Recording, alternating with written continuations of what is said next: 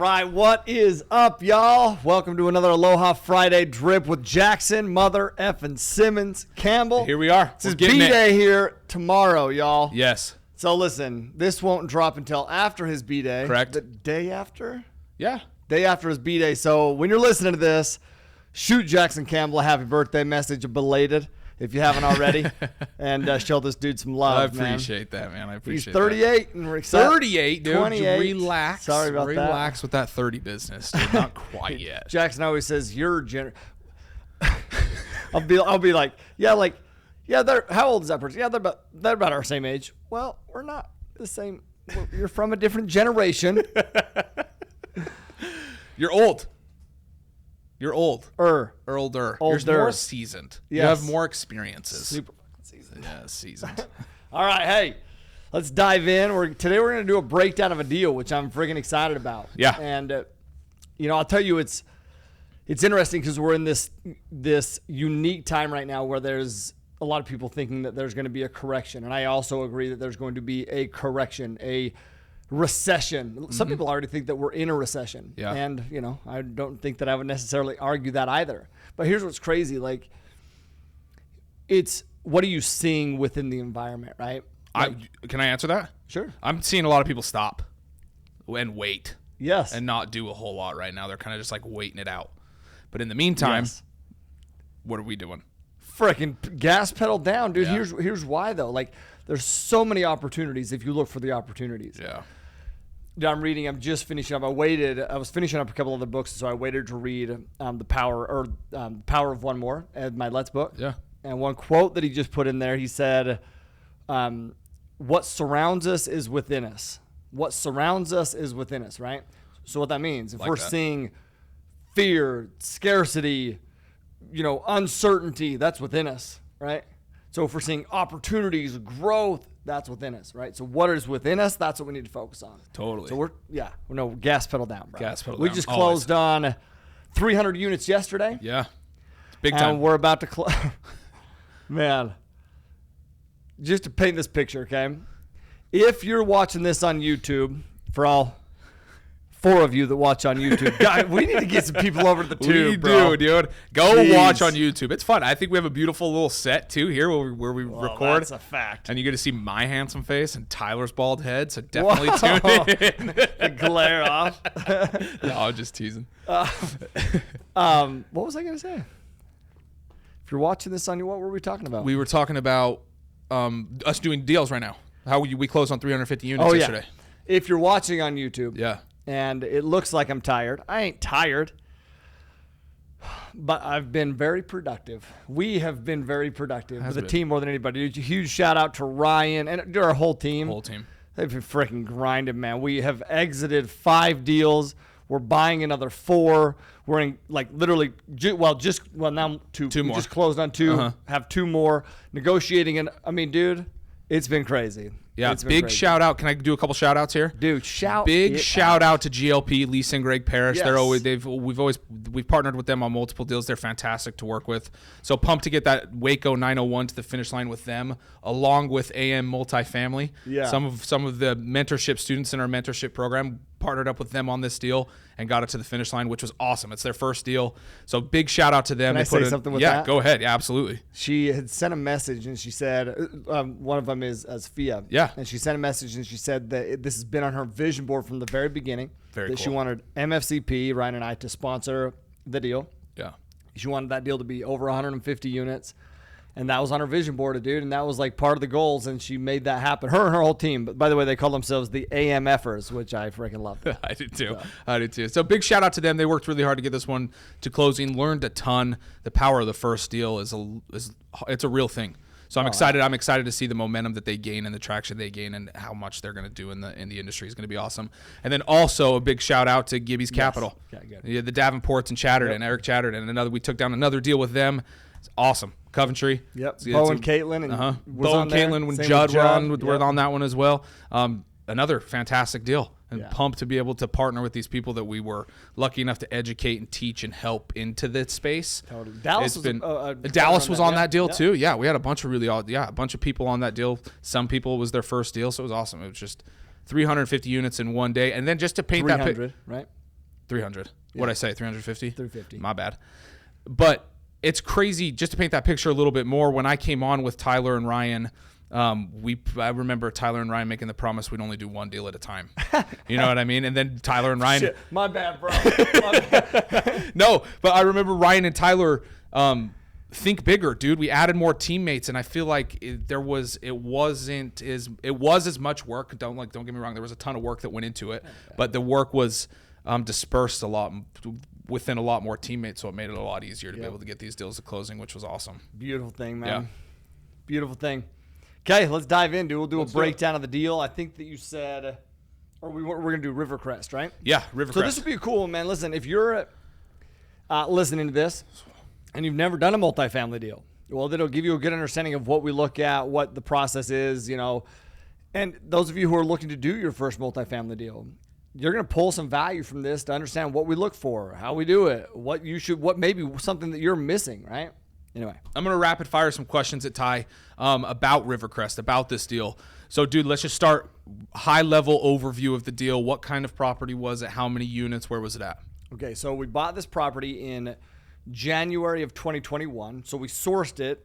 We should have closed in December of 2020. Yep. But it got postponed like another week, so it pushed it till January of 2021. It's a garden style apartment, 150 units. And we decided to pick this one because we wanted to, it's good to see a deal full cycle. You know, it's one thing to acquire a deal like the ones that we just did. We could have obviously talked about those, but it's in the beginning stages. You know, and dude, maybe we do that. Maybe we talk about a beginning stage deal, and then we, you know, a couple years later, we do a little mashup of like, hey, this is what we talked about, which is actually what's fun. We should do that. That'd be awesome. It's very fun, dude, because here's what's fun about like going through and looking back at our business plans after you've exited and being like, oh shit, we freaking crushed Dude, that. it's so funny you mentioned that because I'm putting together some case studies and I'm pulling up the property packets. Yeah. And just seeing us come to fruition on all the things that we promised our investors we do is huge. It's awesome. It's such a cool thing to see. So garden style apartment, 150 units. It was a C plus, maybe even, you know, considered a B asset in a B area. Purchased for $10.3 million. Columbia, South Carolina. Is that all the questions? Yeah. Where, how many, what kind? Yep, you answered them. Okay. How did we find the deal? How'd you find the deal? So this was a fun one. So it's a relationship-based business, right? Mm-hmm. And so I want to paint this scenario, help to understand, just remember the timing of this, right? So this is we sourced this deal, I think it was maybe September, October of 2020. So think about the environment, the economic environment dude, it's a lot of uncertainty, a lot of doubt, a lot of fear. And this deal, dude, a lot of our deals, obviously during that time, but then even a lot of the deals since then have been a result of relationships built in 2020. When you started off and you said a lot of people are, you know, waiting, holding back because they're uncertain, right? Yeah. This is the same thing that was happening here, dude. Yeah. Freaking others were panicking and we were freaking executing, dude. And we're executing. I want to make this very clear. We were executing because we understand what to execute on. Mm-hmm. We're not just executing blindly. We're really looking at the stats. We're really looking at what is going on. We're looking at projections. We're really, instead of just letting fear dictate, we use that fear to enhance our senses to look at. Fear is an indicator, dude. Fear is an indicator that will either hold you back or enhance your senses to be able to help you understand, like to literally look at what's important here, right? Which is a beautiful thing. So we started building relationships, got a great foothold in the Columbia market. And what happened was we were actually under contract, if you remember this, with another deal. I do remember this. And it fell out of contract. Mm-hmm. And it fell out of contract because the seller was asinine, dude. Ridiculous. This was in Columbia. And a lot of people, so that broker, I'll tell you, that relationship that we had with the broker was in jeopardy due to that. We were frustrated. Sure. Yeah. Okay. And the broker knew that, but dude, it's not necessarily the broker's, I mean, the broker could have done things differently, right? But we knew that, they knew that. We maintained the relationship, I guess is my point. And because of that, the broker went out and wanted to make it up to us, dude. Dude, we buy a lot of properties. That broker knows we buy a lot of properties. And How does that broker know we buy a lot of properties? Well, because we have a track record of performance, and we're very definite in our aim, definite in our direction, definite in what we're looking to do. And that makes the broker's job a lot easier. So the broker wants to make it up for us. His name's John. Source the deal off market. So knew what we were looking for. Once again, definite in our aim, right? Goes out into the market, finds Rivercrest. It's not for sale at all. Finds Rivercrest, though, for us, specifically for us. And I want you to understand, even though there's fear and uncertainty, typically what happens is we're bidding against other buyers. Right. So we sourced this deal off market. So they didn't list it with the broker. Our broker went to source this directly from the seller, which means off market, meaning we were the only ones to lay eyes on it. Truly off market. And any time that you're the only person to lay eyes on a deal, that's a beautiful thing. Because once again, most of the time we're bidding against other buyers, other operators just like us. Yeah. Especially for a deal like this. And a lot of times that drives this price up to the point where we walk away from deals all the time because it doesn't make sense. Why? Because people aren't definite in their aim and they're willing to overpay. And maybe that works for their business model. Yeah. I don't know what that is, but it doesn't work for our business model because I know what that is. And so we have to walk. But this deal, we sourced off market because we maintained a relationship with the broker, which means we had no competition. And to paint that picture, the average cost per door in the Columbia market was roughly, at this time, roughly about $92,000 a door. And we bought this property because of that for $68,000 a door. Wow. So I want to drill this home to everybody, though, okay?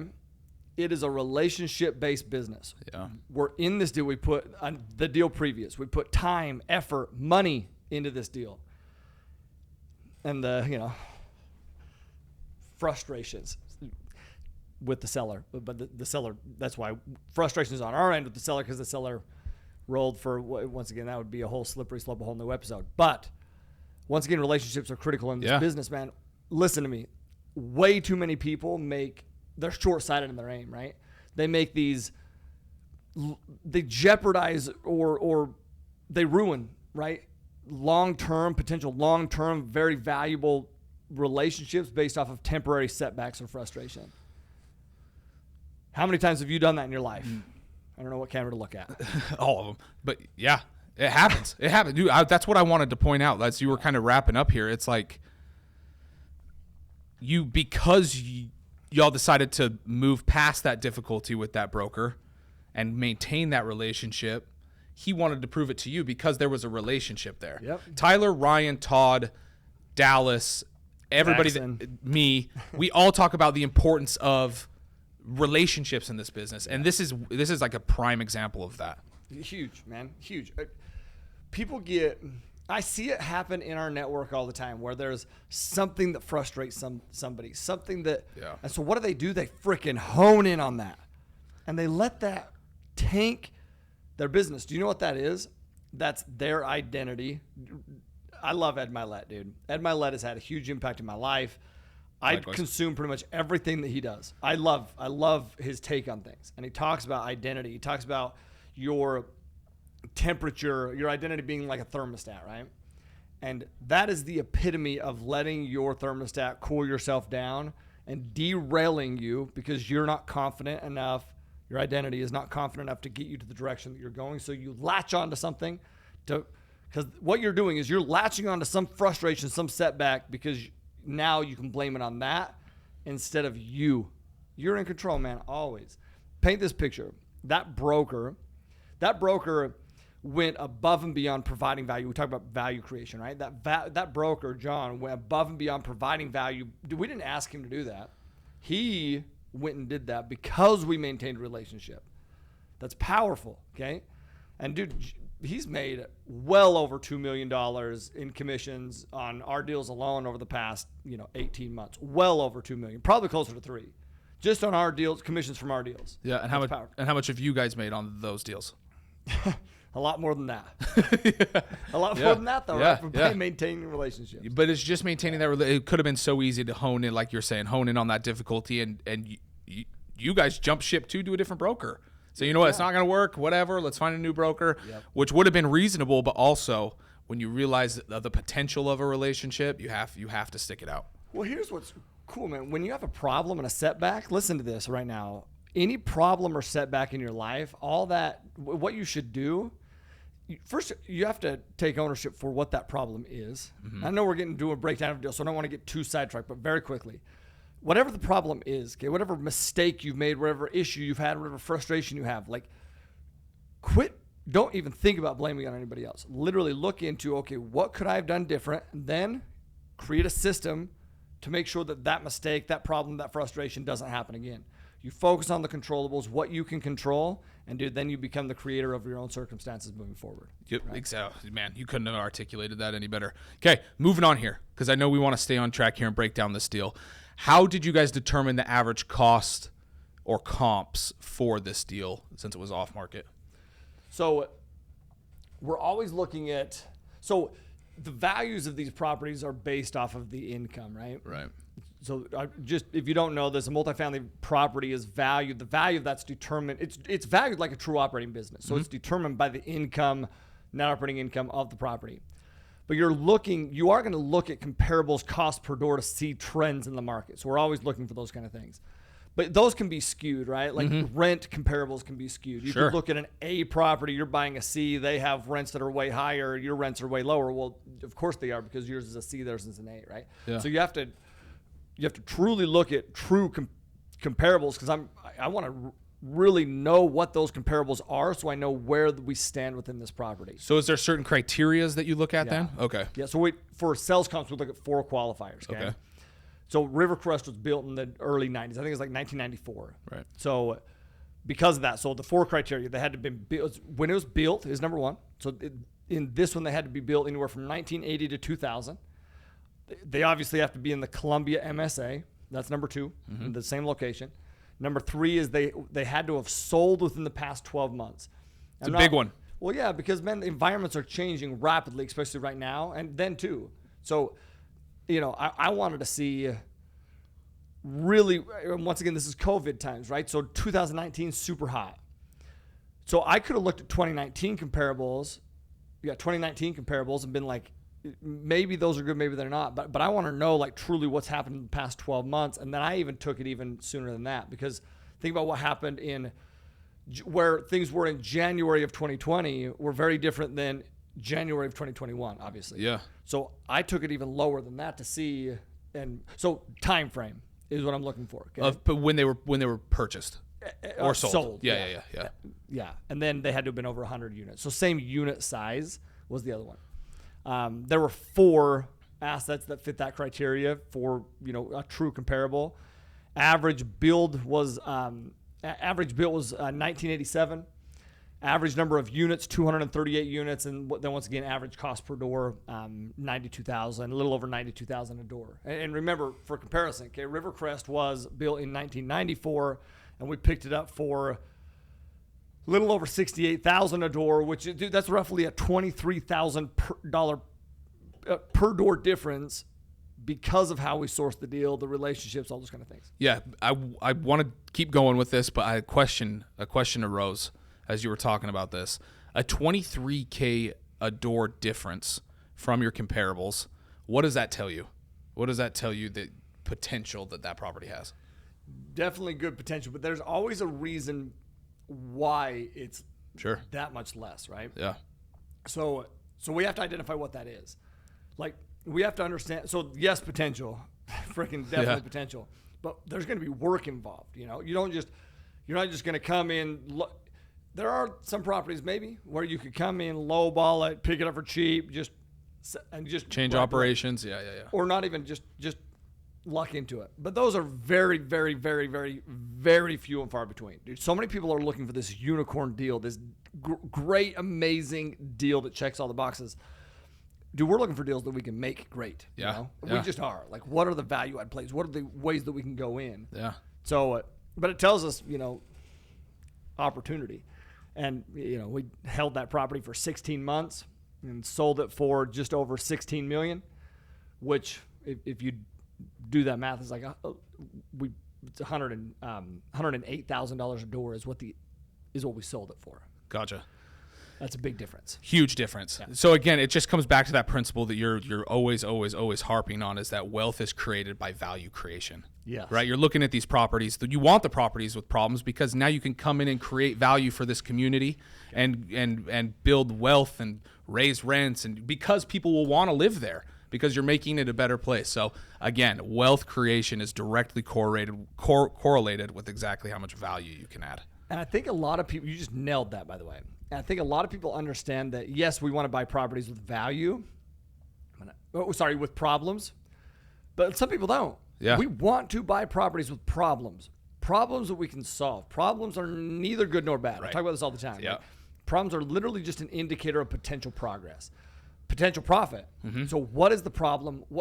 If we can identify what's causing the problem, and then obviously identify the solution and then the return from putting that solution in place to solve the problem, then we can understand, is this a good problem or a bad problem? And if it's a good problem, the most successful people I've ever studied have that unique ability to they don't run from problems like most people. Mm-hmm. They literally search for problems to find, but that applies into our own lives as well. Sometimes we run from our problems. We run from the things that are going on, when in reality, those problems that you're having in your life are a potential indicator for progress, growth, profit, everything that you're looking for, but you're running from them.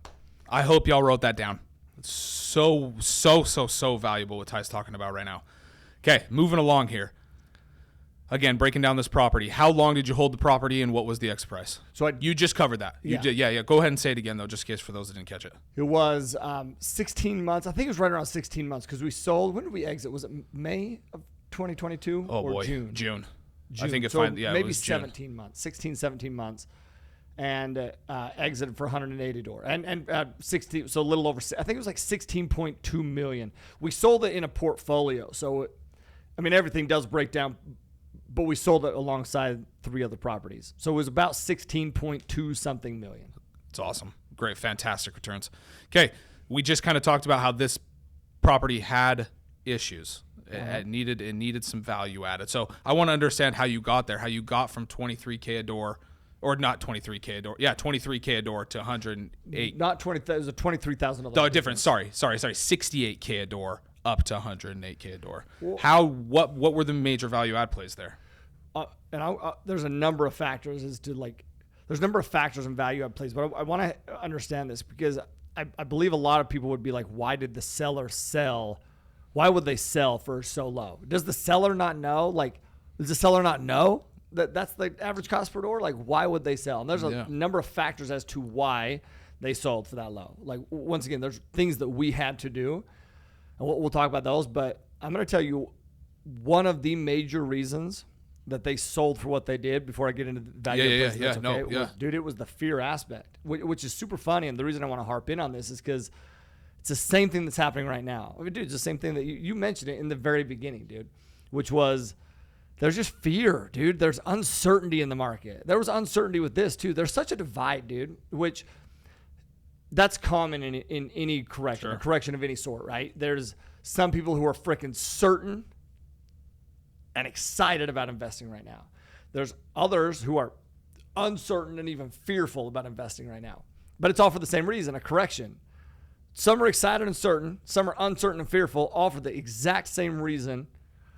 Correction. Once again, it's what surrounds us is within us, right? Right. So these sellers had owned for 5 years, and which in retrospect is not a long time. Yeah, it's a pretty average hold time. Yeah. But average hold time is 3, 5, 7, 10-year holds. Those are pretty average. Okay.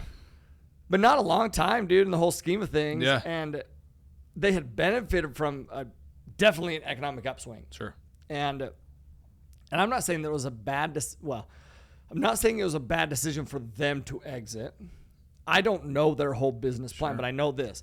They had benefited from an upswing. How do I know this, by the way? I know this because the broker, once again, sourced this deal from the owner, and the broker is letting us know exactly what's going on here. That's very valuable, man. Extremely valuable and rare as well. Yeah, but we make sure that we're asking these questions because we want it to be a win-win. And I understand they had benefited from this economic upswing, and they are terrified, nervous to lose what they had already gained. Okay, so they're uncertain. Should they stay? Should they exit? And all of a sudden, our broker comes in and is like, "Hey, I got somebody who would like to buy your property." And they're like, "Oh shit, okay." So and listen, I'm not certain about it very much, okay? But I am very certain that the time to buy is when sellers are uncertain. I'm going to repeat that, dude. I'm very certain that the time to buy is when sellers are uncertain. And what did you say when you started this? People are scared. People are uncertain and uncertain and frozen. Yeah. And so that's the time to frickin' buy. Why did we exit right now? We didn't exit these properties because we're uncertain. We exited because we understand. Let me tell you one of the ways to mitigate risk. So first off, I want you to understand, we understood when we were buying this that there were risks. We understand that right now that there are risks. There's risks in any environment at any time, any investment in any time. But we understand how to mitigate those risks. That's the key. One of the best ways to mitigate the risk is to understand market trends, to study, research, understand market trends. And so we're always looking at market trends, where things are at, so that we can make decisions with certainty, definiteness. And so my advice, dude, I just want to hone in on this, dude. Think about the values that we were able to drive up on these, not just this property, multiple properties. And why did we exit? We exited because interest rates were low. We forecasted interest rates going back up. Right. And so we didn't begin this exit process when interest rates had already risen. We started that before interest rate hike was announced. Why? Because we understand economic trends. We understand that there was a good chance that there was going to be a rate hike. And so we knew that if there was a rate hike, that could impact the value of our property, the exit price of our property. And we had put in operations, value add plays. I'll get right into them, but we'd put in these value add plays. We had executed on this business plan, and we knew that this was the time to exit, not because of uncertainty, but because of certainty. And what do? We maximized our exit price. Now we take that and we buy in an environment where we now buy with these new market trends, these new things going on, and are certain about the direction that we're going here with this new business plan in this new environment. Does that make sense? Totally. It makes so much sense. Instead of being fearful, dude, like, man, we understand what we can control and we freaking control it. Dude. And you're confident in it. Yeah. Yeah. And you want to know what's interesting about confidence. There's never a perfect decision. No. Ever, dude. But we have to be able to I would rather make a decision with massive amounts of certainty, an imperfect decision with massive amounts of certainty, than trying to wait for a perfect decision with a little bit of certainty. You want to know why? Because decisions are not finite, dude.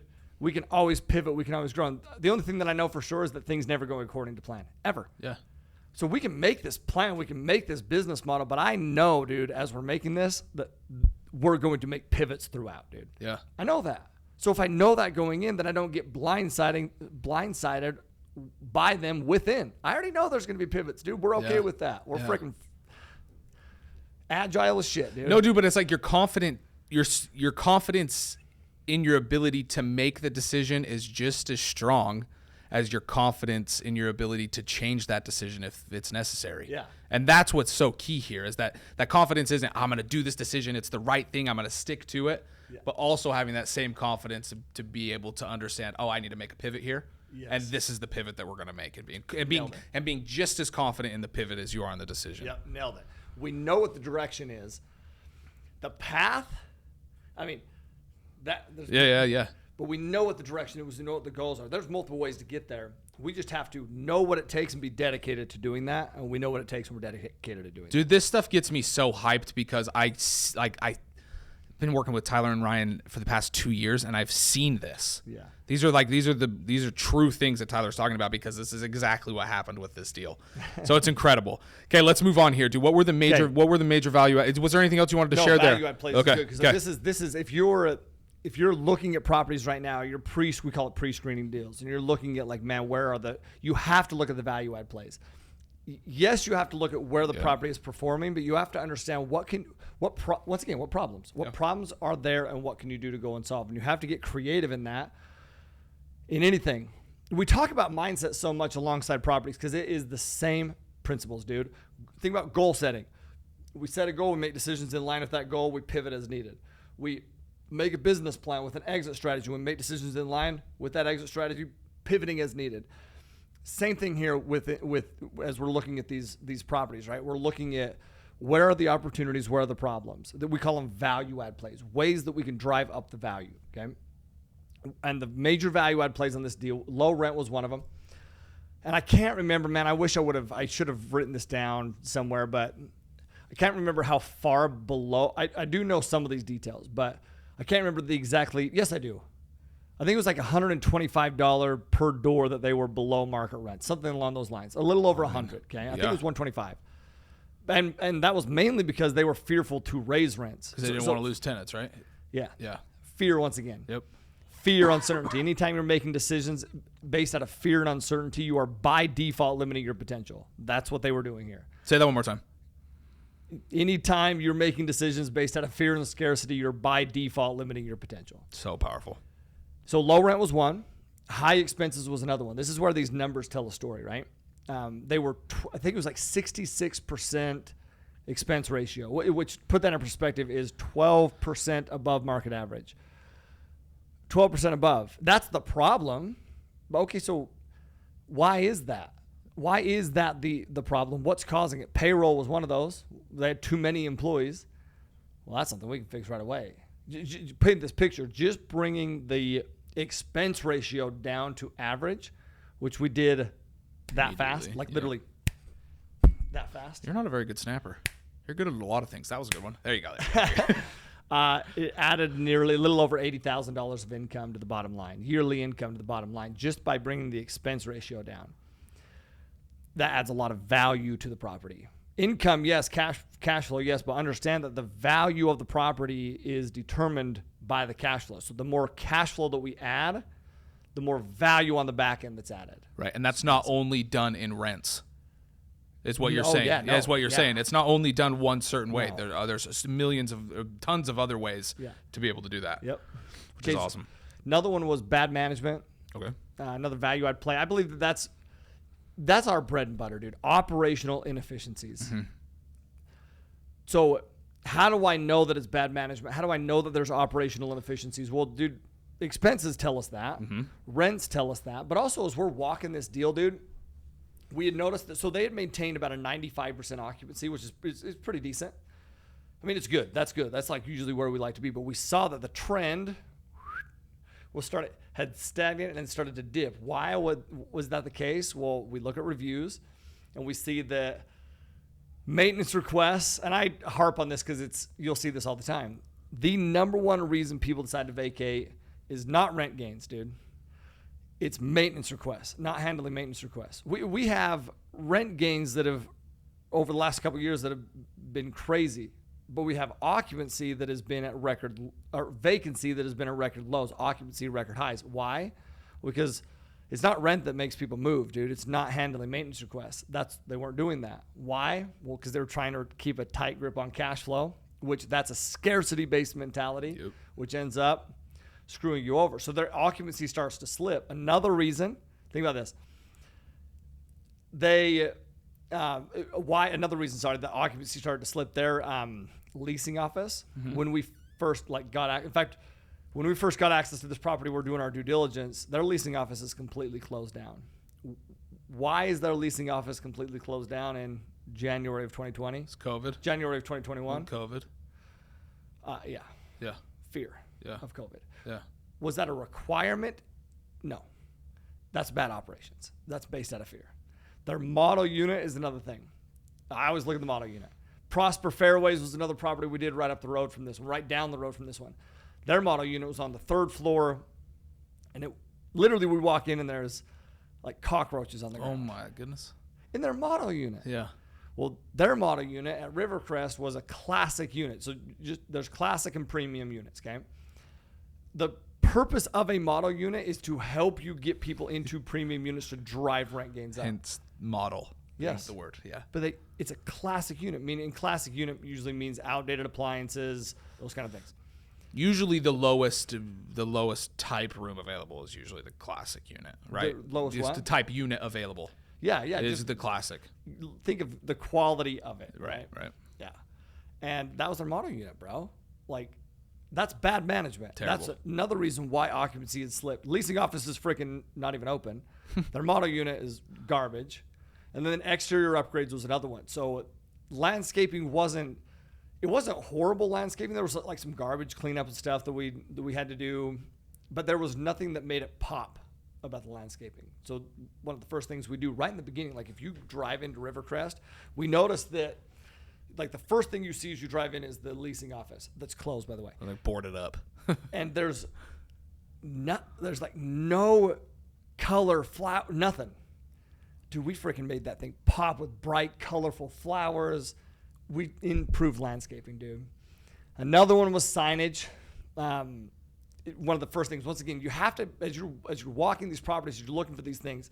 A lot of people, what do? They plug into the GPS and they just drive in. Yeah, pull in. Okay, no, you have to know what you're looking for. Okay, when I'm driving there, I'm looking at, I'm not, a lot of times, like, I mean, yes, like you can go by yourself and you can, but I don't like to go by myself to walk these. I like to go with usually Ryan or somebody, right? So that whoever's driving, they're paying attention to driving, while the other person's looking at freaking everything and they're noticing everything, right? Okay. One of the things that we notice when we pull in, this is the main road. It's just right off the main road, but the signage that we actually didn't even know that there was a sign there. So you couldn't see it. You couldn't see it. And so it was all faded, but it was also like not positioned properly. So like when we pulled in, we were like, oh man, there's not even a sign here, dude. I guarantee we could drive more traffic from this main road if we put a sign. Then we realized that they did have a sign. It was just a shitty sign. Right. Okay, so understand, if we put a good sign out there that is visible, I promise you're going to get traffic from a main road. Yeah. That drives your marketing costs down, your occupancy up, your demand up. And if your demand is going up, your rents go up. Right. You're right? Supply demand, that's freaking Business problems 101. profits Yeah. 101. Yeah. You know? Yeah. So then the other side was interior upgrades. There was like 70% of the units needed to be upgraded. And we didn't know that, by the way. We had an idea, but once again, this is during COVID with a very fearful seller. We couldn't even get into every unit. Right. And a good chunk of the units we couldn't get into. So what did we do? We took this, guidance of what it needed to be. They told us about 50%. We accounted for 70% of the units needed to be upgraded, and it was closer to 70%. That's an additional, I told you, about $125 per month in rental income, which adds another $190,000 of yearly rental income. It's massive. It's great. Yeah. Yeah. Massive. Okay, so how much were capital improvements? How much capital improvements did you put in?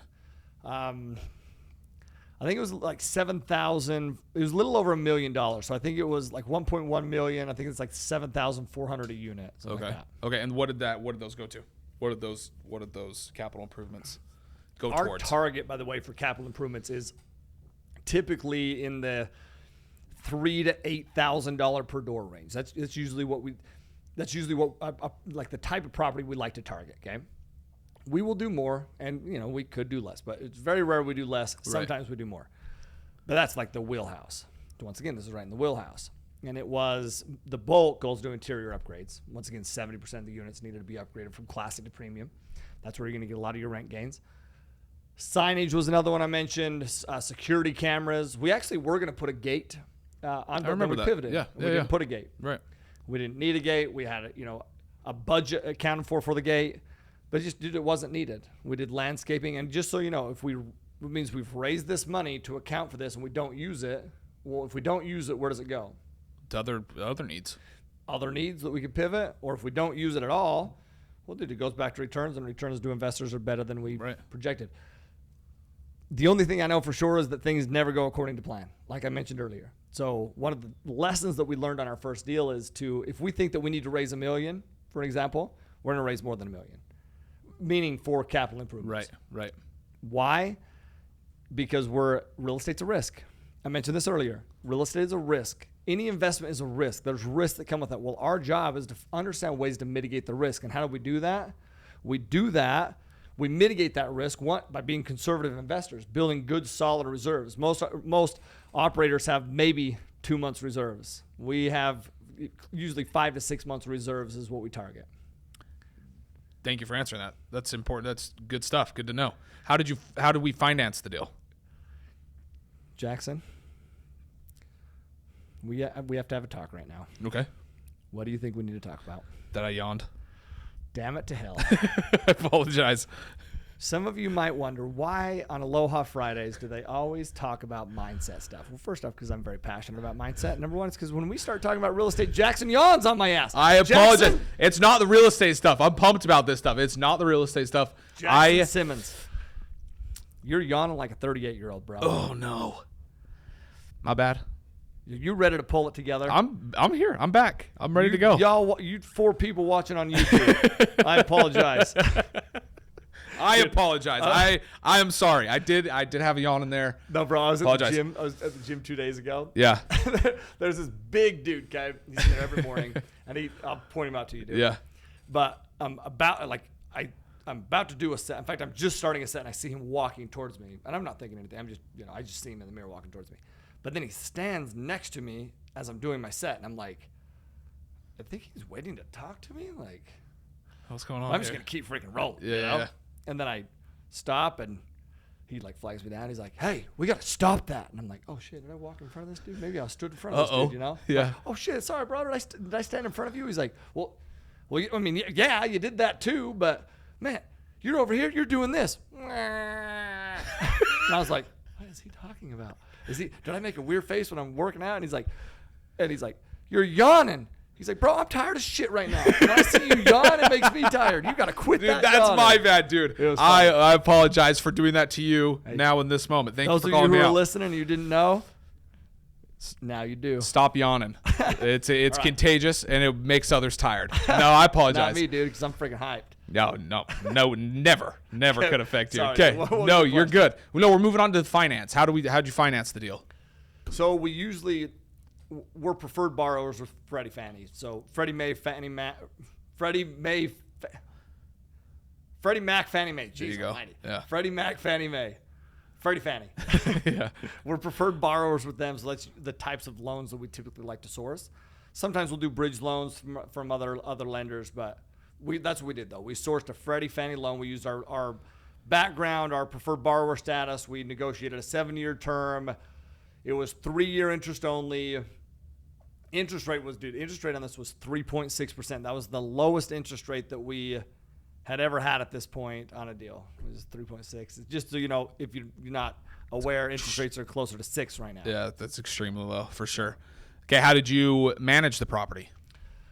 So we don't manage our own properties. We bring in third-party management. Okay. I believe it's one of the biggest mistakes people make. They believe here's why they make it. They believe that they need to be the ones who are doing all of it. Why? Because they can't trust third-party management. Well, listen, there's things that are valid with that. Yeah. We've for sure. Yeah, we've experienced things like that. On this property. Yeah. We had to fire the property management company. Yep. Midway through. Mm-hmm. Remember? I know you remember that. It was a mess. Oh, dude, firing a property management company. It's never good. Never fun. On a big apartment building, it's a process. I promise you, it's a process, as you know. And we had to do it for 4 properties, actually 5, at the same time. Mm-hmm. But how did we do that without skipping a beat? We do that because we have solid How did we even know that we needed to replace it? Let's start there. It's because we have solid operating policies, procedures in place to track things. Dude, we're looking at weekly reports. We get on weekly calls. We have monthly in-person meetings. So check this off, okay? If you're an operator and you're listening to this, are you looking at weekly reports? Are you requiring weekly reports? Are you looking at those weekly reports? Do you know what to look at those weekly reports? Are you asking questions from those weekly reports?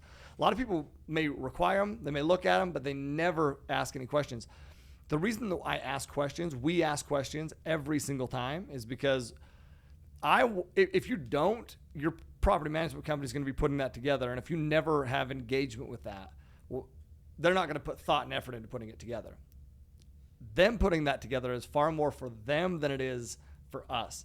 I want them to, as they're putting it together, see something and be like, oh, shiz. We got to make that better. Yeah, Tyler and Ryan are going to ask questions about this. We got to have a solution. Okay, man, what is causing this? What's the solution? We got to have that ready for the call, on the weekly call. So I'm looking at the weekly report. Then we're having the weekly call. We're going to bring those things up. Then we have monthly in-person meetings. So are you doing those things on your properties? If not, you need to be doing that, man. there will be a correction and there will be a recession. And those people that will get lambasted in that correction or recession are those people that do not have solid operating policies, procedures in place. They will get hurt. So you have to have those in place. So. Yeah, you have to have a microscope on your business. That's one of the things that you bring up at the 3-day workshop that you teach is know your business. It's one of those. It's one of the Larry Vestisms. It's one of those teachings that you pull out at the 3-day training. Is you have to know. You have to have a microscope. You have to have a magnifying glass on it and ask those questions.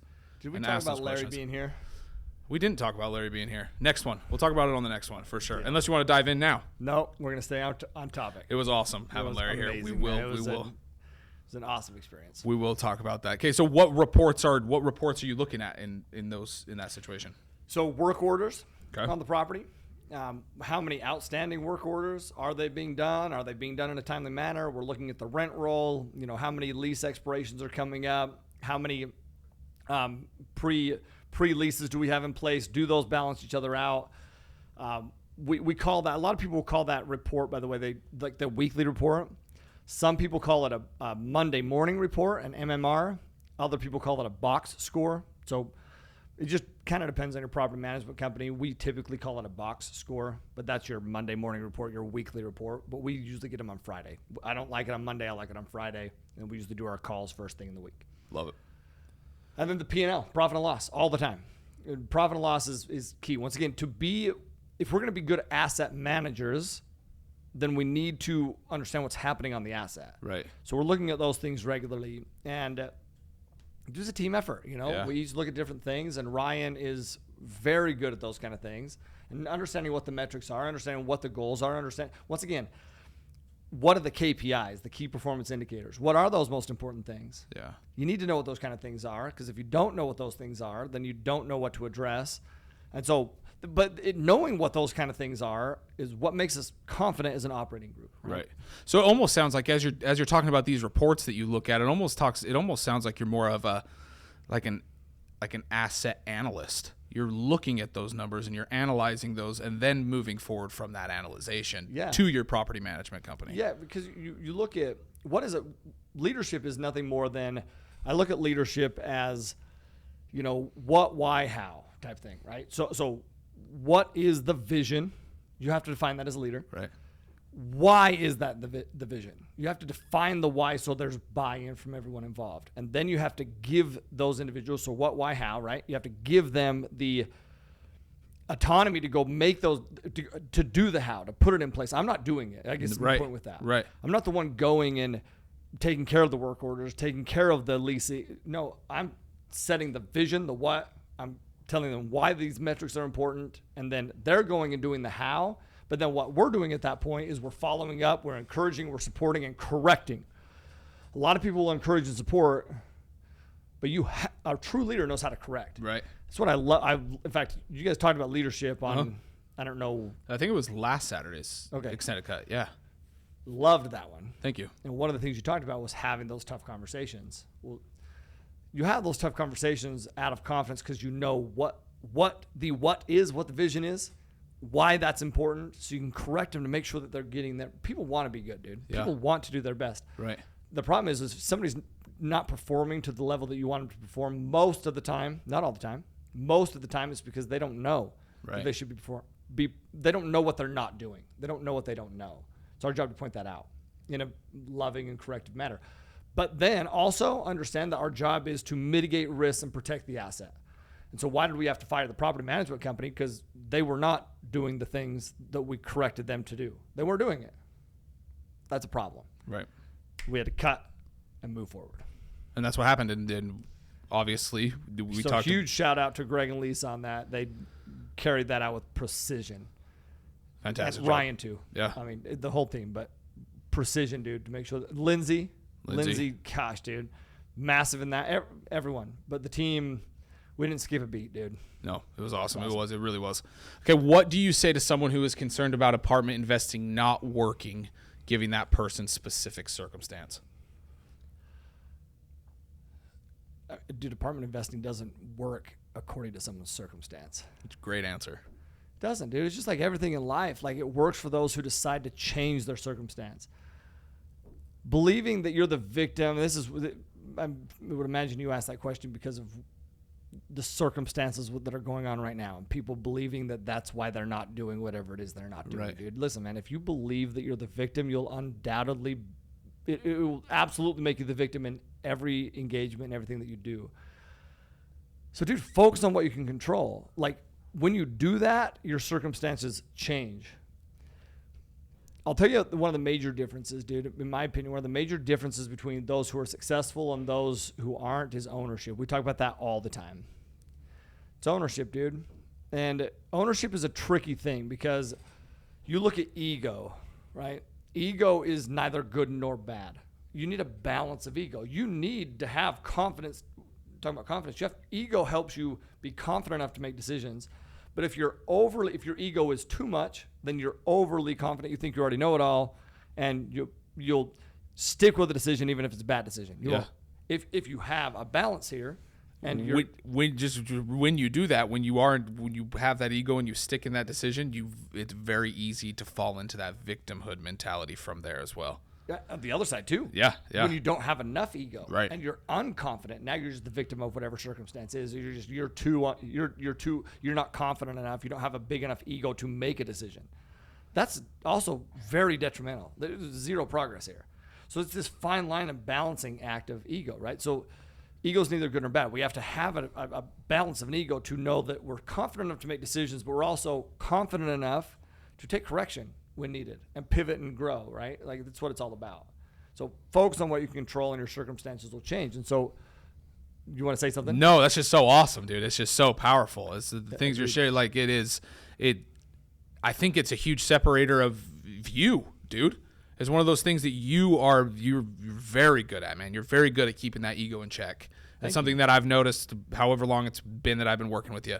And it's one of those really important characteristics of a solid leader, to have that confidence, to be able to make those hard decisions and push the needle forward, but also at the same time realize that maybe sometimes that decision wasn't the right thing. Yes. And we need to pivot and come back a little bit. It's the ego, the confidence, the humility, all put together in one. Thanks, bro. Yeah. I appreciate that a ton, because you've seen me make decisions that are not the right decisions. Right.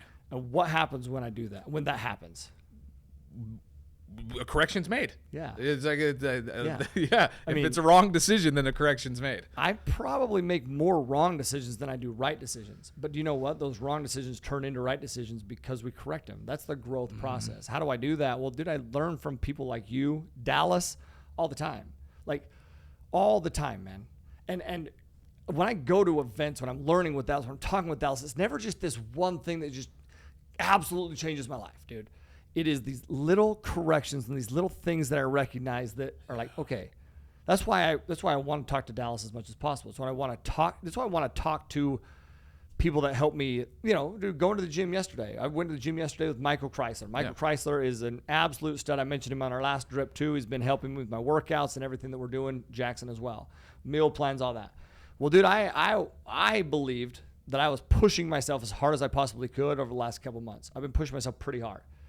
But then I work out with Michael and I realize, no, dude, there's another layer there. There's another step. There's this next level that I was not pushing myself to. And part of it was this. Like, I think it was, I was doing rear delts as an example, okay? Mm-hmm. And he noticed that I was, I wanted to get a number of reps. Well, okay, that's the goal, right? But I was cheating to really get there. I wasn't finishing it out. And he was like, dude, pardon my French, but he's like, dude, fuck the reps, man. Do it properly to get the result, is what he said. Who cares about the number of reps? Do it properly to get the result. But the only way, sometimes you have to do something wrong a number of times to recognize that you're doing it wrong so you can correct to do it the correct way. Sometimes you also need somebody from the outside to be like, hey, maybe approach it this way. Because they see something that I don't see because it's behind, you know what I mean? He was telling us he could literally see your muscle detract and it not do what it's supposed to do. He was telling us that. That's the key, dude. So like this difference here, like the victim, this person who thinks they're the victim of any circumstance, which is why are these people like holding back and not doing whatever they're not doing? It's because they believe that they will be the victim. So the victim, they're going to face this challenge. They're going to fail. And then what are they going to do? They're going to blame the circumstance. I promise you, anybody who's successful also faces challenges, also fails, but instead of wasting time and energy placing blame, they learn from it. They don't run from failure. They own it. They study it. They learn from it, and they continue forward, dude. So success is it's a process of multiple failures, man. Failure is part of that process. I just believe that people need to quit running from failure and instead freaking attack failure, dude, as much as possible, knowing that you'll have the confidence to correct because you know where the direction is. This is one of the, just a little sidebar here. This is one of the very first things you taught me. You remember this? You probably don't remember this. Still living in Utah. I just come on with Multifamily Capital Partners, and I think I was kind of stagnant in some of the things that you guys had assigned to me to help with, and I hadn't really been making a ton of progress on those things. And we had a phone call, and I had expressed some of my things, some of my insecurities, and some of the things that I was dealing with. And this is exactly what you taught me. This is exactly the principle that you taught me was, dude, instead of running from those things that are worrying you, turn around and charge that bitch. Get after those things and attack those things that make you worried and that scare you. Because when you're in it and you do make those decisions, like what we're talking about right now, and you do take action and you do fail, you learn something, and then you can figure out how to do it the right way. But if you do nothing, then nothing happens, and you don't have the opportunity to grow. You don't grow. You don't accomplish what it is that needs to be accomplished. That's awesome. Such a huge thing that's like stuck with me. Every time something creeps in, it's just like procrastination or wait, you don't really know what to do. This comes back to me every single time. So I just wanted to reiterate that. Instead of running from failure, running from your worries, turn around and attack it. Dude, attack it and run straight at it, because that's where growth happens, is when you do fail. So go in and fail. It's good. Dude, I love that. Thank you for bringing that up. I did not remember that. Yeah. You know, a lot of times we face a challenge, we face a problem, and we allow it to hurt our confidence, right? Diminish our confidence. Man, I do that all the time. Sure. But Dallas' principle, catching yourself in error and thinking to correct it, right? It's very important. Go golfing. You were in a different group, but we went golfing, and Pax came with me. Yeah. And hole number 2 was the first hole that he teed up and golfed, okay? And he hits the ball, and it doesn't go. He hit it okay, but it squirts to the right? He's like, oh, man. He hit his tee shot was pretty decent. His second shot, squirted to the right. And he's like, oh my gosh, is what he said. Oh my gosh, man, what's wrong with me? And I was like, Pax, nothing's wrong with you. That's your second golf swing of your life. Like literally, he had hit on the driving range, but he had never golfed on. This is his first time golfing a hole. Pax, that's your second golf swing on a hole in your life. There's nothing wrong with you. There's absolutely nothing wrong with you. That is normal process. Now your job is to identify why did it go right, and then just make that little tweak, right, to change it. That's what you need to do. There's nothing wrong with you. I don't want to hear you say those kind of things. Like, the only thing that's wrong is if you don't recognize what the change is. And if you don't recognize what the change is, because maybe you don't know, maybe it keeps squirting to the right and you don't know why, well, ask somebody what they see, and then you can figure out why. But nothing's wrong with you. Like those of you who are going through and you face a challenge in your business, you have a conversation with an investor that doesn't go right, nothing's wrong with you. You talk to a broker and it doesn't go, nothing's wrong with you. You have a problem on nothing's wrong with you. It's normal. You have to understand what it is, identify it, and use that to enhance your confidence, not remove your confidence, right? Oh man, so powerful what you just shared. Failure doesn't make you wrong. It's how you react to that failure that might make you wrong. I love that. Yeah. If you continue to make the same failure over and over and over and over again, that's wrong. But when you make a failure and you identify what it is and that's not the initial failure is not the wrong thing. No, it's the normal thing. It's the thing that has to happen in order to make that correction to grow. Thank you for sharing that, dude. Yeah. That's so awesome. I didn't even know that happened with Pax. That's awesome, dude. Yeah. That's awesome. Okay, dude, where are we? Where are we here? Dude, I'll be honest with you. I don't know if you have any more questions, but I forgot to do an Aloha value. Yeah. I don't have one. I forgot. Maybe Strat, throw us an Aloha value. You're on the spot. Strat's in office with us today. He's lived here longer than any of us, so we're... You could do Ohana. Woo! Ohana. Always a good one. Ohana is family. And if you've ever watched Lilo and Stitch... Family means? What? Ohana means? Family means no one gets left behind. Yep. Yeah. No one gets left behind. Unless you're a dick, then we're leaving your ass alone. Okay? Nah, dude. Hey, multifamily, right? That's multifamily. Capital Partners, that's Multifamily Mindset. Dude, it's a family, man. We provide housing for thousands of families across the U.S. Ohanas across the U.S. That's a big deal. It is. It's quite a responsibility. Huge. Multifamily Mindset, y'all, we're teaching people how to go acquire apartments to provide housing for thousands of people across the U.S. Family, Ohana, is very important. You need to take care of your own Ohana, but you also need to know that those people that you're providing housing for are Ohana. You need to take care of them as well, man, for sure. There's the Aloha value for today. So awesome. All right, hey, thank y'all so much. I hope you gained some value from today's episode. Learned something that you didn't know, and I hope you take what you learned here and go provide value to somebody else. Absolutely, dude. Yep. Go provide value to somebody else, man. Go. One of the ways to provide value, go give this dude a birthday shout out. Right now, it was yesterday. Well. Go give him a birthday shout out. Let him know how much he's impacted you. So, have a great weekend and live always with Aloha. Peace.